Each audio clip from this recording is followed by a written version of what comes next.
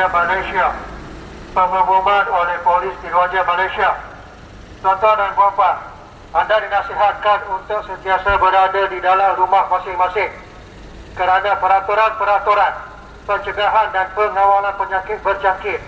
Langkah-langkah di dalam kawasan tempat jangkitan 2020 telah pun dikuatkuasakan pada hari ini, iaitu 18 hari bulan Mac 2020 hingga 31 Mac 2020.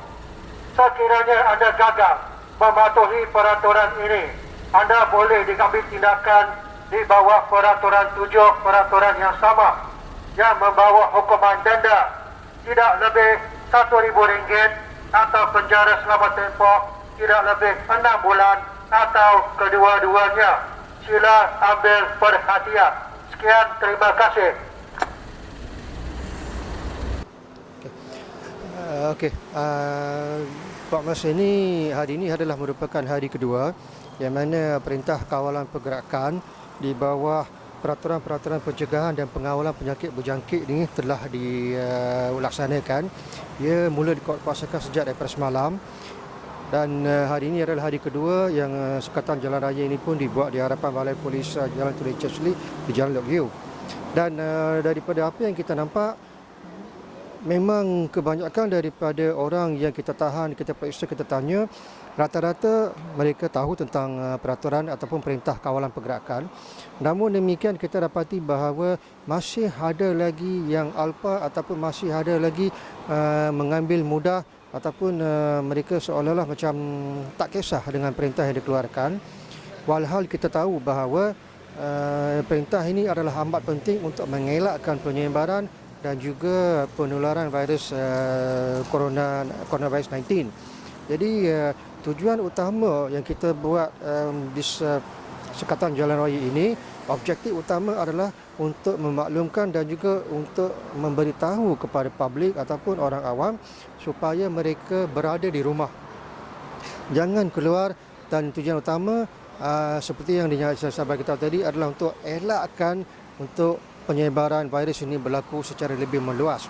Dan cuma harapan kami ialah publik ataupun orang awam beri kerjasama kepada kita, kepada kerajaan, supaya mereka berada di rumah sentiasa dan elakkan daripada keluar daripada rumah kecuali ada alasan-alasan yang kukuh seperti untuk mendapatkan bekalan makanan ataupun untuk mendapatkan rawatan perubatan dan sebagainya.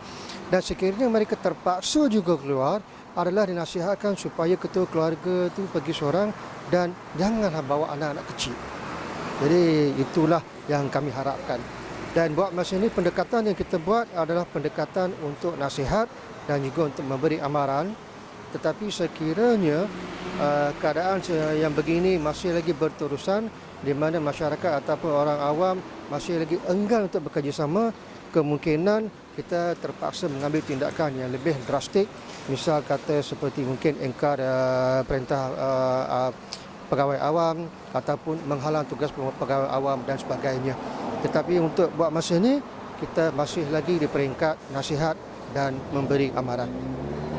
Itu saja. Sekatan Jalan Raya, Sekatan Jalan Raya, pihak kami juga ada membuat rondaan untuk memastikan tidak ada orang berhimpun ataupun berkumpul tanpa sebarang alasan di tempat-tempat awam yang lain. Dan dalam rondaan-rondaan ini kami juga mendapati bahawa masih ada lagi beberapa premis perniagaan pun masih lagi dibuka. Contohnya macam kedai Dobi. Kedai Dobi pun yang 24 jam. Jadi saya pun dah minta kepada ketua polis balai saya untuk menasihatkan owner bisnes itu untuk tutup. Dan apabila kita buat rondaan, kalau kita dapati terdapat orang-orang yang berkumpul, kita juga akan memberi nasihat dan amaran kepada mereka supaya mereka balik ke kediaman masing-masing.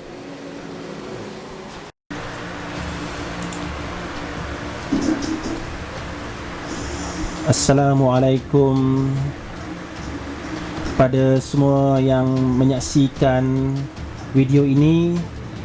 Dan sekarang saya berada di sekitar Kuala Lumpur, di mana anda dapat saksikan di hari kedua keadaan begitu lengang sekali.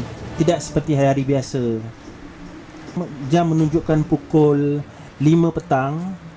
Kebiasaannya pada waktu-waktu sekitar begini suasana begitu penuh lah. Semua pun nak balik kerja. Kami sempat juga memandu kereta di persekitaran kawasan yang begitu sibuk sebelum ini, seperti di depan Sogo, di depan Lot 10, dan sekitar kawasan Kota Raya. Memang suasananya memang begini keadaannya. Dan hari ini merupakan hari yang kedua di mana perintah kawalan pergerakan dilaksanakan. Semuanya tutup lengang. Yang hanya buka hanyalah kedai-kedai makanan sahaja. Itu pun tak ramai orang, kan?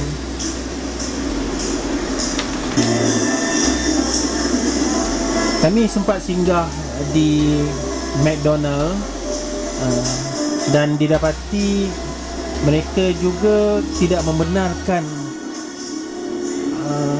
customer masuk. Setiap kali customer ingin masuk, mereka akan cek menggunakan alat meter. Ini dia, mereka sedang cek. Kuala Lumpur mengalami perubahan drastik. Kebanyakan kawasan lengang apabila orang ramai patuh mengikuti arahan perintah kawalan pergerakan yang diarahkan oleh kerajaan. Semoga kita semua dilindungi olehnya dan krisis ini akan berakhir dengan baik dan kita kembali seperti biasa.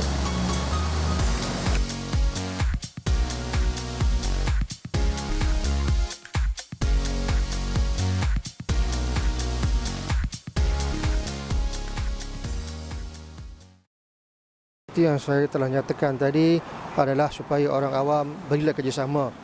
Mereka tahu akan perintah kawalan pergerakan ini dan tujuan dia adalah untuk mengawal penyebaran dan juga penularan virus corona 19.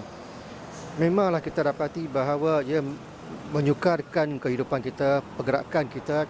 Namun demikian, untuk mengelakkan perkara ini daripada menjadi lebih serius, kita mintalah kepada mereka agar beri kerjasama, berada di rumah dan hadkan pergerakan-pergerakan yang tidak sepatutnya.